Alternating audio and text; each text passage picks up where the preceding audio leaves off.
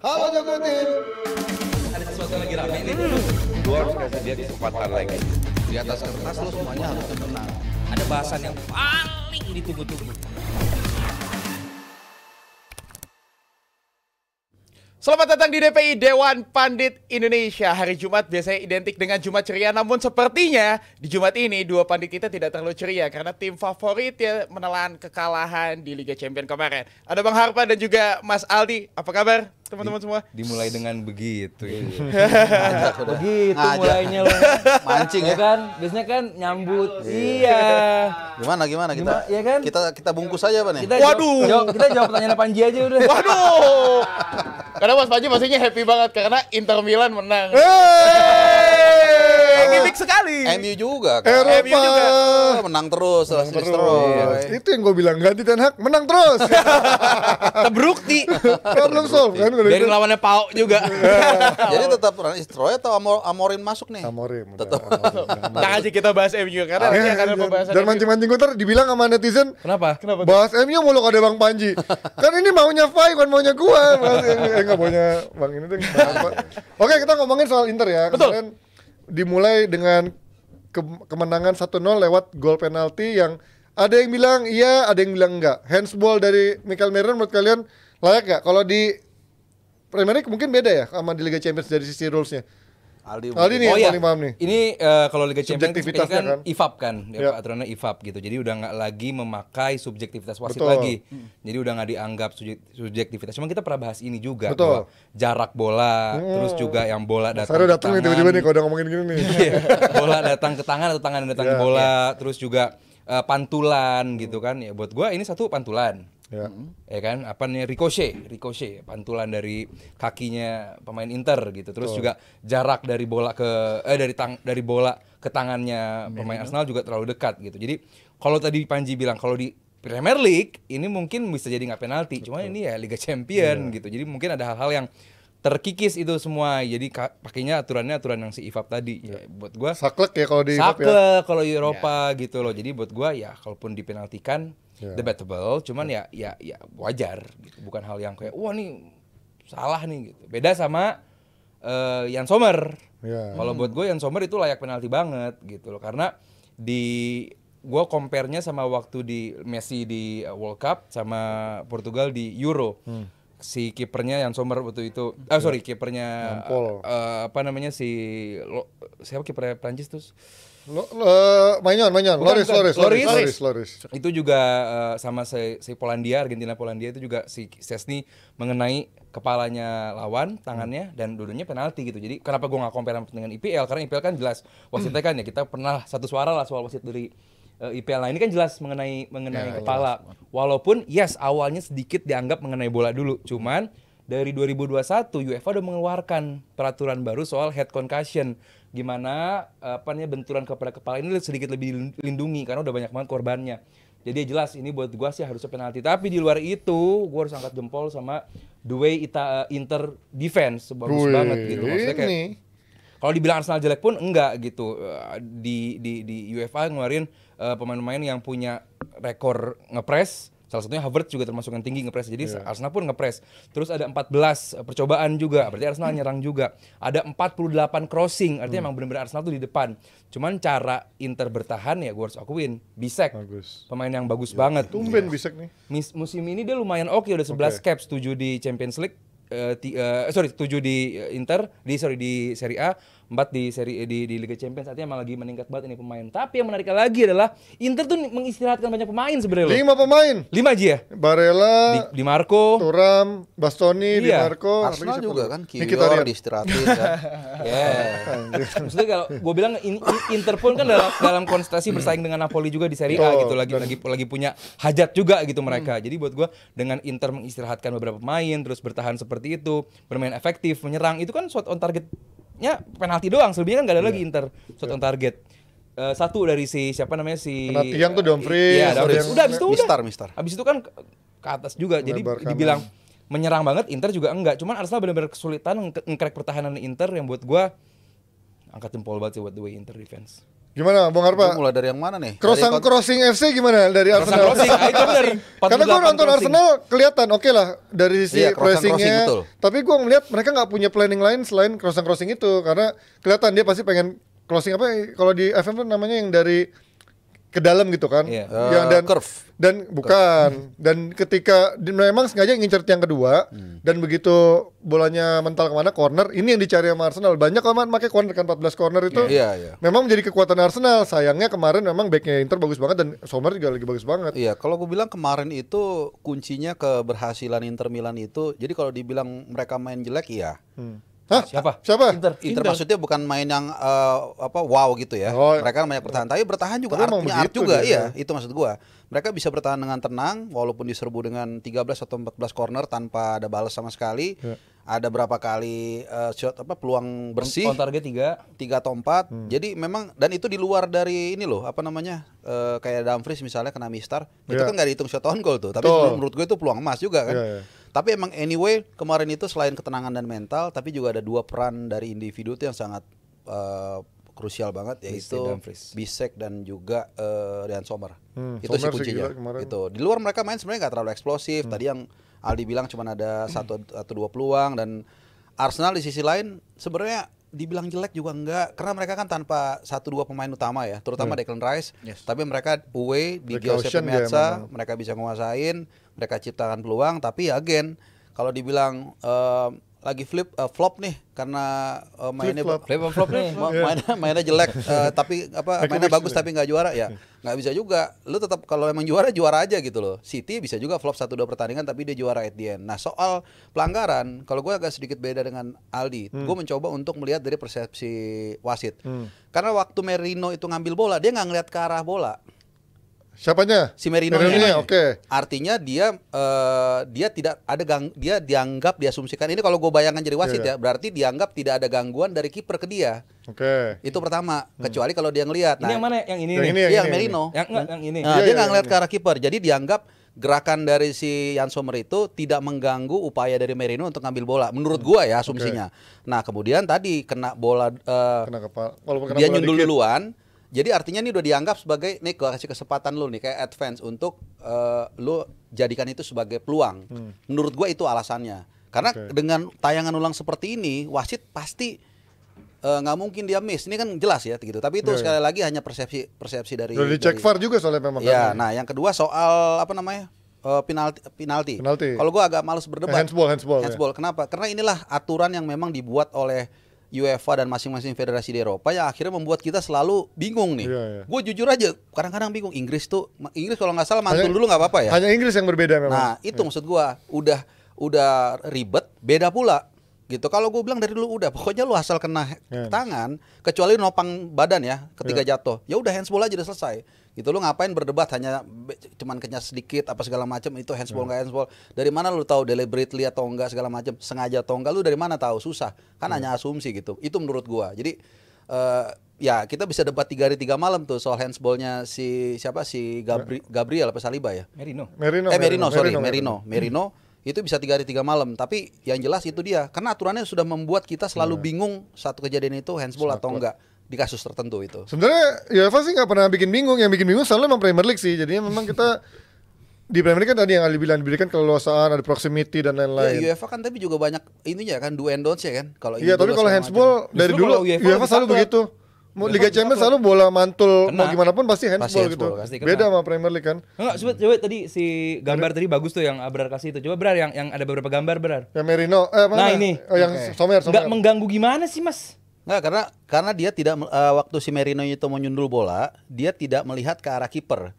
Jadi Iya, lihat dianggap bola dong berarti kan? Hah? Lihatnya bola kan? Nggak lihat kiper. Nggak lihat kiper dia. Iya, lihat bola berarti kan? ya, jadi gerakan Sommer itu diasumsikan oleh wasit tidak mengganggu upaya dari si Merino untuk ambil bola. Mungkin itu yang Enggak, gua justru asumsikan. kalau emang Merino ngadepnya ke Sommer, baru emang niatnya emang dia mau body charge. Ini kan emang fully dia mau kontrol bola dan emang kena bola tuh. Justru peran si Jan Sommer sedikit banget kena bolanya. Jadi buat gue ini event late pun, event tadi Bang Harba bilang, yang penting gue kasih waktu dulu untuk kena bola, untuk kontak dulu. Belum lama-lama deh Premier League kemarin si MU. Ya.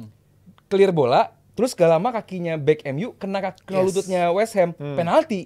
Jadi late tackle pun ini bisa disebut late challenge. Ini bisa jadi pelanggaran. That's why gue bilang kalau ditambah ini kena kepala, di mana kepala sekarang udah disebutnya professional foul. Jadi udah banyak beberapa lu mau pakai yang undang-undang apa lagi, ini udah gua nggak ngerti kalau ini nggak pelanggaran. Kecuali tadi yang Bang Harpa bilang si Merino yang ngadep ke kiper, emang challenge ke kiper bukan ke bola. Ini kan lihat arahnya kan emang dia ke bola gitu loh. Jadi buat gua Arah siapa sih maksudnya? arah Merino. Enggak, tapi dia nggak ngeliat ke bola. Kalau ini kan mati nih, berhenti nih. Kalau ada gerakannya waktu dia ngambil bola, dia itu tidak melihat ke arah Jan Sommer. Jadi dia gerakan Jan Sommer itu mungkin di matanya wasit, oh ini nggak mengganggu dia. Mungkin itu asumsi gua. Makanya dia ngasih. Karena kalau memang wasit bisa melihat seklir ini, nggak mungkin dia nggak bisa mutusin nih dengan clear sesuai Masih clear, aturan. Mas. Iya, dan ternyata diputusin nggak penalti kan? That's why aneh. Ya. Atau mungkin karena follow through-nya juga karena mengarah ke bola. Jadi makanya wasit tidak Follow through memberikan- gimana? Itu dia cuma nyenggol dikit doang tangan jempol kanannya tuh, lihat tuh. Sedikit doang, selebihnya dari volume tangannya lebih banyak ke bola apa ke kepala?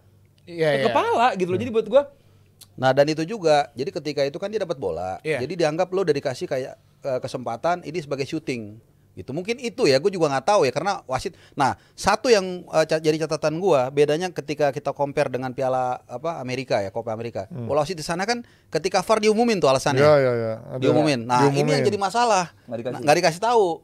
Nah, kalau dia ngomong oke, ini nggak pelanggaran karena ini begini-begini Bla, bla, enak bla, ya. bla. Kayak gini akhirnya kita jadi hanya asumsi aja, itu can be anything gitu.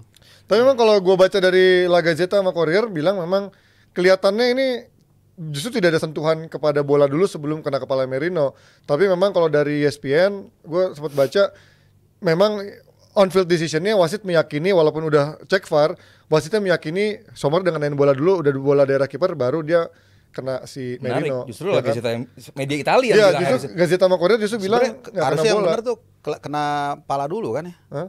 Pala mana nih? Iya, ya pasti kena pala dulu biar enak kalau enggak. Nggak kena bola kalau nggak salah. maksudnya gimana nih? Tolong jabarkan. Ini om-om harusnya Iya kemana nih. nih? Maksudnya pala yang mana? Ya pasti Ya, kena Pak. pala Ya, dulu pala. dong. Ya, Baru pala. masuk bolanya. Kepala atas enggak tangannya yang Sommer. Pala atas lagi. Waduh, ini kita ngomongin kepala, ini kita ngomongin kepalanya Tentang Arsenal dulu nih. Jumat. Ini Arteta nih, ini Ya. terlihat terlalu berhati-hati. Udah masukin Gafsus, tapi gue ngelihat maksudnya terlalu berhati-hati. Hati-hati gimana maksudnya? Gue ngelihat maksudnya nggak ada skema yang menarik ini. Nggak ada skema jelas, cuman berhati-hati itu gue nggak ngerti. Enggak, kalau lu datang ke Giuseppe Meazza, terus lu dapat ball position berapa tadi itu? 60%. 60, iya, iya. 30-an. Maksudnya hati-hatinya di mana gitu? Ya karena mungkin tidak ada skema mungkin. Ya, Jadi kalau mentok nggak- atau yes, pemain- kalau nggak ada skema, iya, mentok. Kreativitas mentok tadi Panji bilang nggak ada skema Kalau opsi itu B, iya gue opsi C setuju. jelas. Cuman crossing Nggak, doang. Iya. mungkin gini yang lo tanya. Ini faktor dia telat nggak sih untuk masukin seorang Odegaard karena Odegaard baru masuk 88 something kan Ya ya. walaupun Gafsus masuk di awal babak Ya kedua. tapi kan kayaknya. kreativitasnya dari tengah. Gapsus Karena tuh, serangannya kemarin gue lihat yaitu crossing, individual dari Iya. Saka atau dari samping, bukan yang memang mencoba kombinasi dari tengah gitu. Jadi telat nggak Arteta untuk masukkan seorang Odegaard kalau memang mereka ingin memenangkan pertandingan ini? Ngejaga mungkin ya. Jaga buat berarti Odegaard lebih penting Chelsea. baru pulih juga.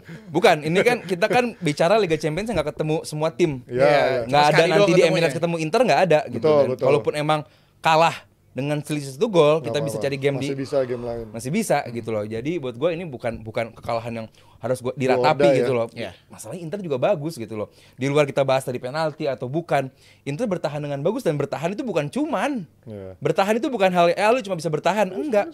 Bertahan tuh ya suatu hal yang bagus sama bagus seperti menyerang gitu loh. Cuman kalau menyerang jadinya gol, kalau bertahan kan ya clean sheet gitu loh. Clean sheet. Inter belum pernah kebobolan di Liga Champions. Iya, Itu clean lawan sheet City. 4 pertandingan lah. Inter Itu belum luar pernah biasa. kebobolan di Liga Champions. Jadi emang ini Luar tim biasa bertahannya dengan bagus sampai banyak orang mengaitkan dengan wah ini eranya Mourinho kah? Lu bertahan dengan bagus, taunya jauh melenggang sampai juara.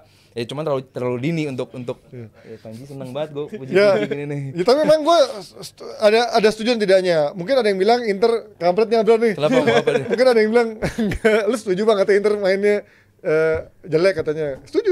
Bagus. Gue bilang Bagus, jelek. Enggak, dia bilang bagus. Gue bilang setuju. Cuman memang Inzaghi itu selalu ketika timnya dalam keadaan unggul di partai Eropa, dia pasti akan lebih main bertahan lagi.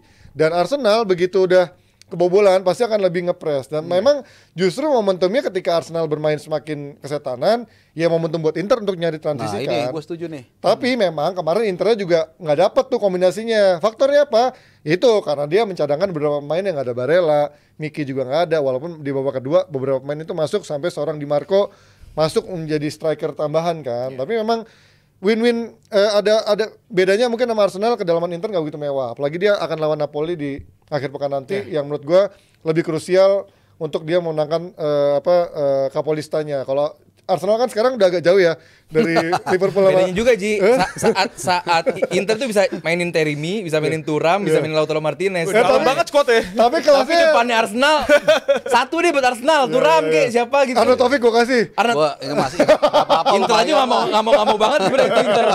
Ya kan? Tapi sekali lagi, apakah ini faktor killer instinct yang tidak dipunyai striker itu? Itu yang gue Iya, bilang. itu gua setuju. Gapsus, even Sterling nggak dikasih kesempatan lebih. Iya, bahwa Arsenal Havertz bagus, tapi kalau dia nggak ada di depan yang killer susah juga. Havertz bagus, but not good enough untuk Ngangkat tim di upgrade depan untuk menjadi world class tim Iya, ya. begitu gue lihat line up-nya, wah Trossard di depan nih, waduh. Dan Trossard nggak pernah konsisten juga. Iya, Trossard mungkin bagus kalau masuk dari babak kedua kan. Gap Jazz kita udah berkali-kali ngomong juga, Ji, udah habis nih ya. Udah oke lah untuk super sub segala macam, tapi lu untuk target man untuk angkat tim gue rasa nggak juga, apalagi ngelawan tim sekelas Inter Milan. Makanya kemarin that's why lu punya ball position banyak, lu punya bahkan neken sampai area pertahanan Inter Milan, cuman lu nggak bisa ngapa-ngapain ya, walaupun ada 3 sampai 4 peluang ya. Jadi ya susah juga ya, dan mentality juga gue akuin kita harus apresiasi juga lah, Inter Milan tetap Inter Milan itu. Tapi gue OT dikit ya, OT ini nggak ada di skrip ya. Apakah dengan kemenangan ini, termasuk nanti mungkin kemana dibahas ya soal yang Milan Madrid ya? Apa dengan kemenangan Inter lawan Arsenal ini dan juga di satu sisi Milan juga menang lawan Madrid, apakah ternyata Serie A nggak separah itu untuk dibandingkan sama Premier League?